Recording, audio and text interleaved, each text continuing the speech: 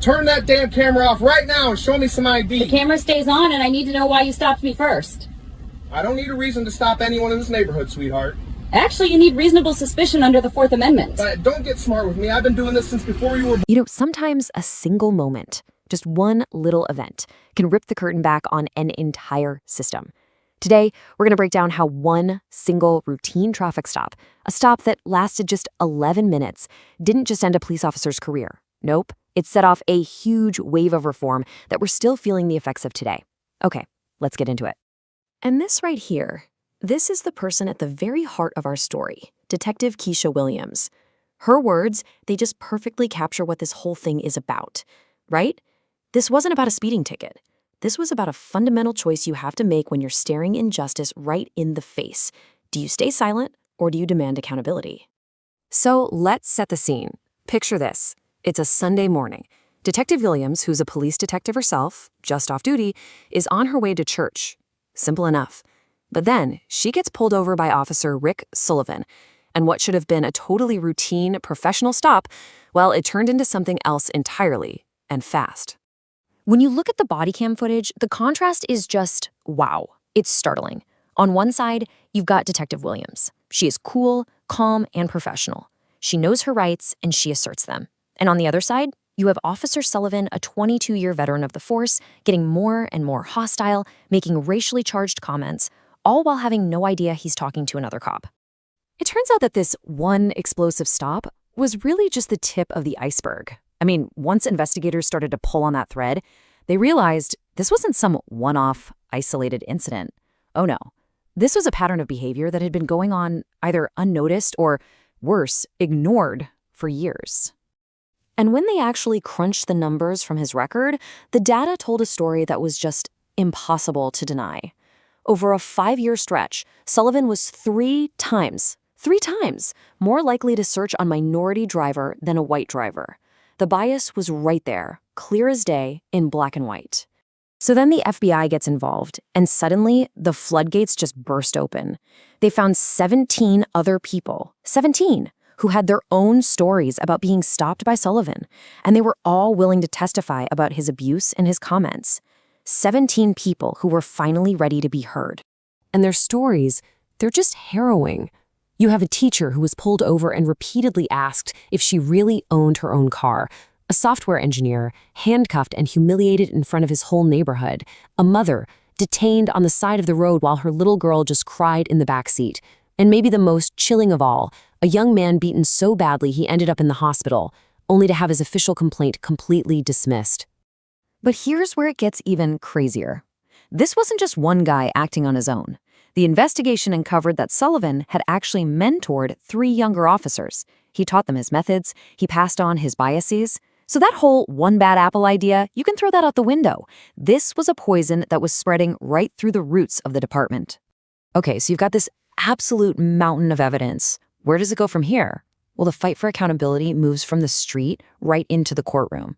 And it wasn't just one legal battle. It was a fight on 2 fronts, civil and criminal. And things started moving fast. First, Detective Williams files a civil rights lawsuit. The moment the city lawyers saw that body cam footage, they pretty much settled instantly for $175,000. Then the federal government steps in with criminal charges. And after a 4-day trial, the jury deliberated for less than 2 hours.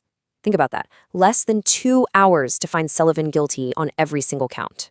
And then comes the sentencing. And the federal judge, let me tell you, the judge did not hold back. This wasn't just about breaking a law. This was about betraying the sacred oath that every officer takes. He had used his power, his badge, to terrorize people.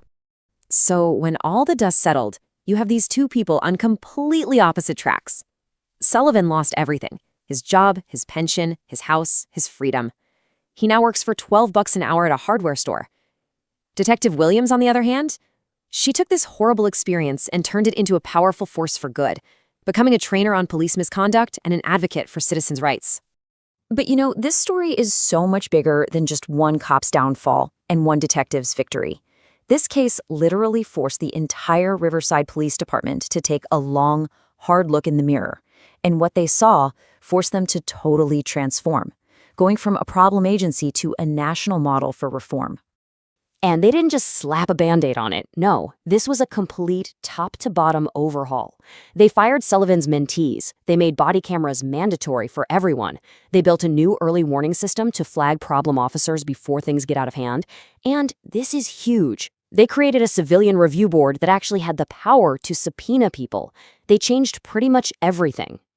So the big question is, did it actually work? Well, the numbers speak for themselves. 3 years later, the results were just staggering. Citizen complaints dropped by 40%. Use of force incidents went down by 45%. And those racial disparities in traffic stops, they plummeted by 60%. But maybe the most important number of all, community trust in the police more than doubled. It was a massive success. And the ripples from that one 11-minute traffic stop, they just kept spreading, way beyond the city limits of Riverside. That encounter started changing how police officers are trained all across the country. And just as importantly, how we, the public, think about and demand accountability. That body cam video, it took on a whole new life. It wasn't just something people shared online. It became a powerful, required training tool.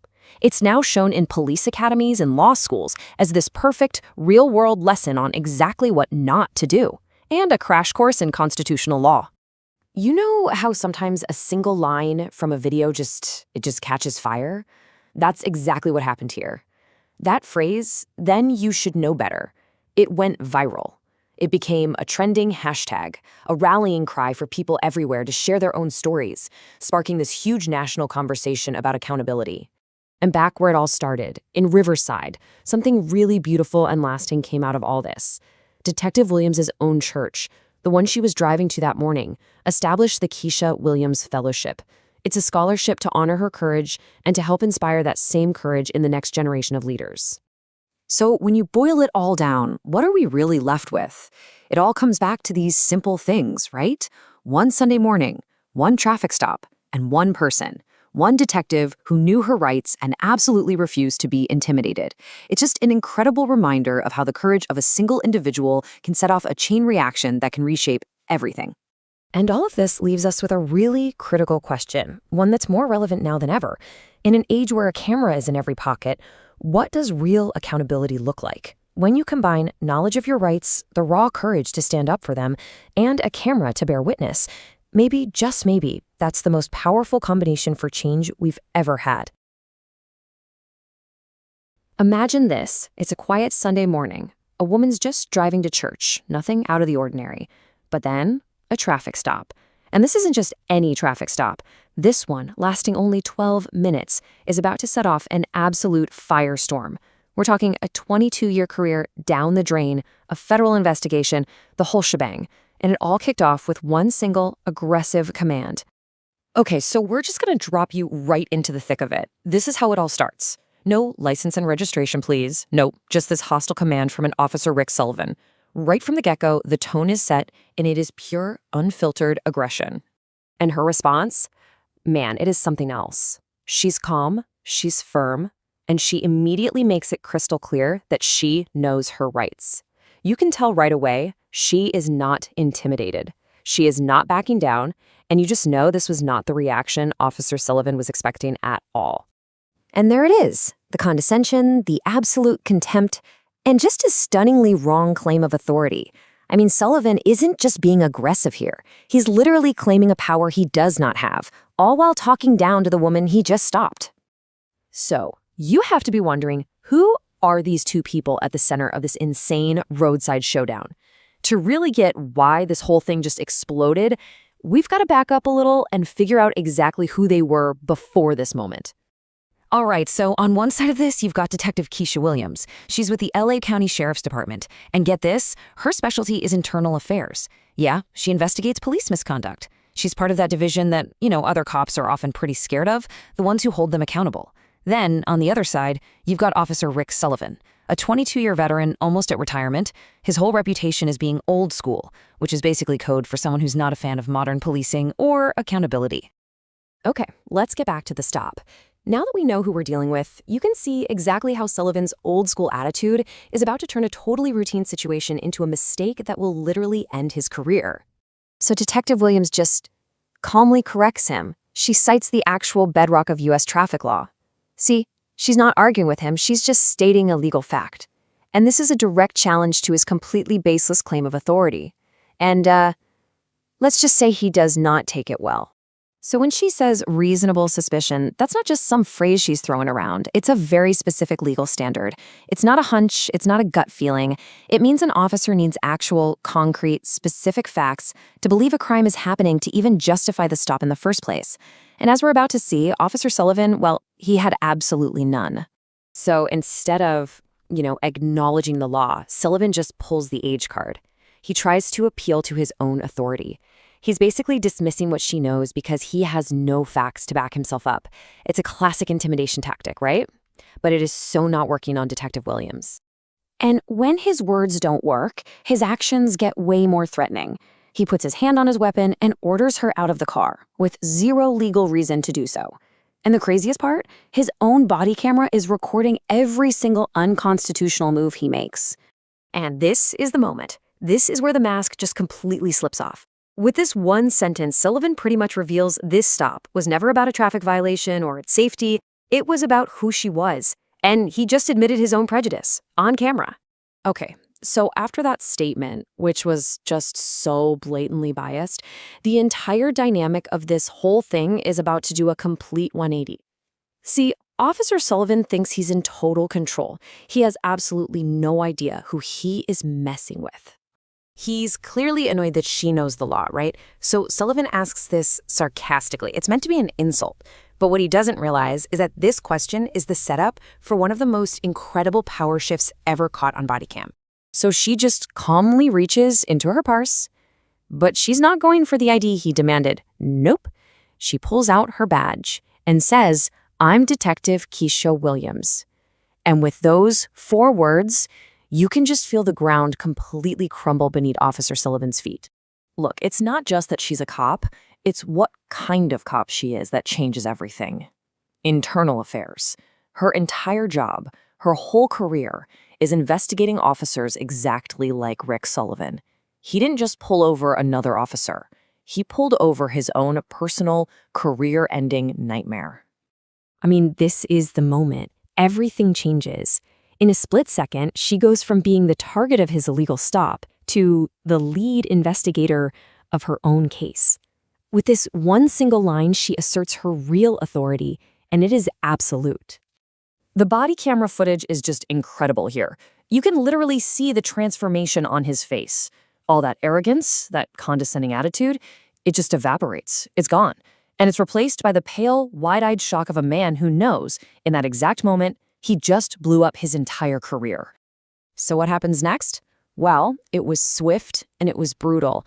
This 12-minute stop caught on body cams and witness phones didn't just end there on the side of the road. Oh no, it exploded online and the consequences were immediate and very, very real. Just look at how fast this all went down. The fallout was insane. Social media just poured gasoline on the fire with those witness videos. By Monday, he's on leave. By Tuesday, the FBI is opening a case. And by Wednesday, his own body cam footage goes viral and makes him infamous across the globe. There was absolutely nowhere to hide. And really, this is the bottom line. 22 years on the force, a pension right around the corner, all of it just gone, erased. All because of one terrible prejudice decision that took less than 12 minutes to completely unravel everything. And those were Detective Williams' final words to him right there at the scene. And man, was she right. Because of the cameras, both his and the public's, everyone now knows exactly who Officer Sullivan really was under that badge. The whole thing is just this powerful example of how technology, combined with someone who knows their rights and refuses to back down, is completely changing the game when it comes to power and accountability.